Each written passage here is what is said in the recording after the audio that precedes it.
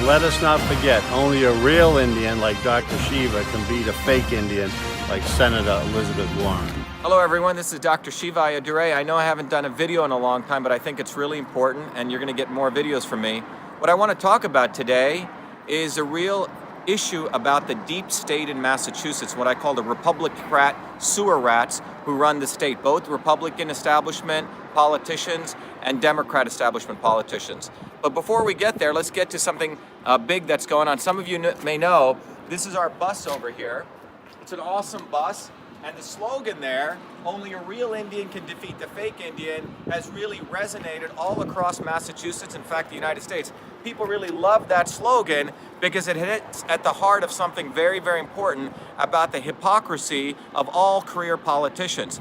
You see, when we say real Indian, we're talking about the fact that we have people in this country, like myself, who came here, immigrated here legally, worked hard, but then we also have the fake Indian, people like Elizabeth Warren up there, who lie, cheat to get things done, and they in fact contribute nothing. Elizabeth Warren is a lawyer, lobbyist.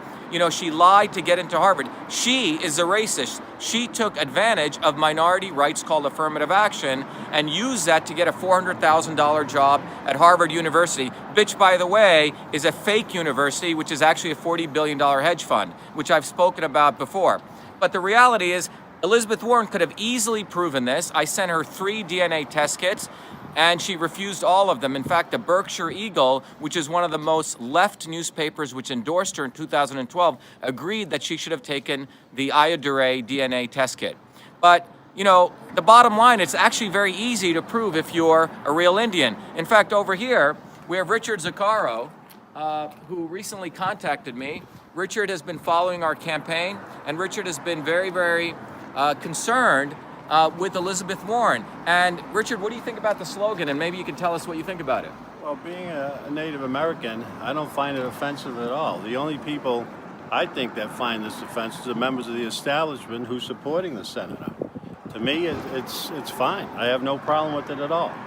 Richard, now you've shared with me that it's pretty easy, right? Yes, to prove that you're Native American. Can you show us some of the documentation you have? I know you brought something along with you. I have what they call an enrollment. I can hold it up for you if you want. Enrollment certification from the Oglala Sioux. I've been an enrolled tribal member since 1993. And all they do is they research your Native American heritage and then they enroll you. It's easy as 1, 2, 3. Also, research my family tree and my bloodline that shows that I'm Native American. Turn it upside down. Yep, there you go. And there it is right there with the official Oglala Sioux certification. And then, of course, ultimately you can have a DNA test. I know the doctor sent 3 kits to her. I sent 3 kits to her, and she refused all 3 of them. And the interesting thing is, we were the ones who really hit on the DNA test kit. We had our Republican opponents saying, oh, you shouldn't be doing that. You shouldn't be bringing up this fake Indian issue. And the reality is, the reason we bring up this issue is because if you look at people of your heritage, people of my heritage, you know, the background does matter, not just about identity, but it's really about integrity. Absolutely. And I think if you really look at this, the integrity of Elizabeth Warren, or lack thereof, is really at the tip of the iceberg about all of these politicians. Right. I think we also have Frank Licata here, who's one of our Trump supporters. Frank's going to share with you the integrity of another guy called, we call him the Dirty Deal, who actually purports, you may want to come closer, Preeti, who actually purports that he's a Trumper. He's a fake Trumper supported by the establishment, supported by some of the local radio guys who actually mislead the poor whites in this state. Frank, what do you know about Dirty Deal? Well, I got into politics about the same time that our president got into politics. I got on his campaign early, and after a primary victory in New Hampshire, I was in the primary office in Littleton, Massachusetts, and before Jeff Deal was brought in as supposedly the co-chair, which he was, turns out he was not.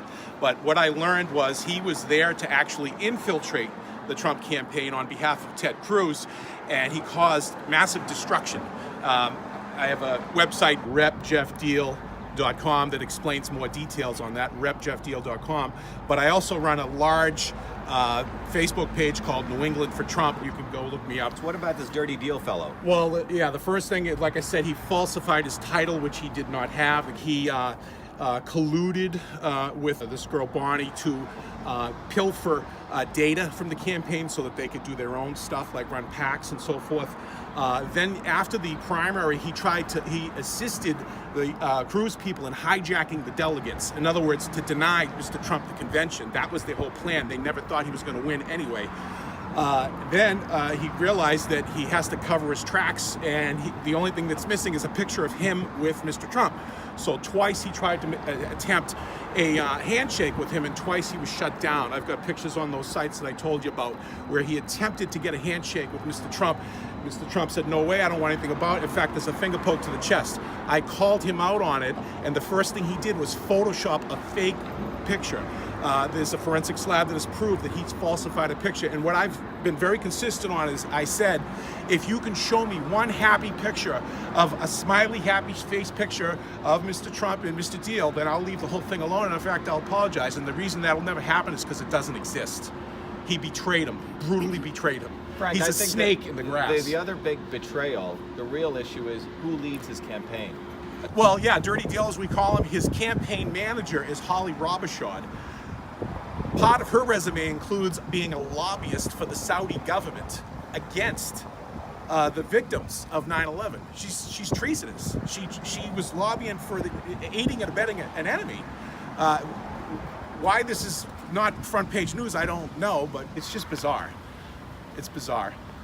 Another reason why I'm for the real Indian, Dr. Shiva, is because the fake Indian, Elizabeth Warren, is part of the establishment. And when you're dealing with the establishment, there's not much difference between the left and the right. Where Dr. Shiva, the real Indian, is an independent candidate, and when he's elected as our next federal United States Senator, he'll be an independent voice for you, me, and the rest of us. That's why I'm supporting Dr. Shiva as our next federal U.S. Senator. Yeah, and the most important thing is when we say only a real Indian can defeat the fake Indian, we say that because I'm a real American, you guys are real Americans, and what that means is we believe in meritocracy, we believe in rule of law, and we believe in hard work. We don't believe in people cheating, be it a dirty deal or a fake Indian. We believe everyone should play by the rules because that's what this country is built up upon. It was built upon real Americans striving and playing by the same rules. So that's why you guys need to really get it. Only a real Indian can defeat the fake Indian. Thank you.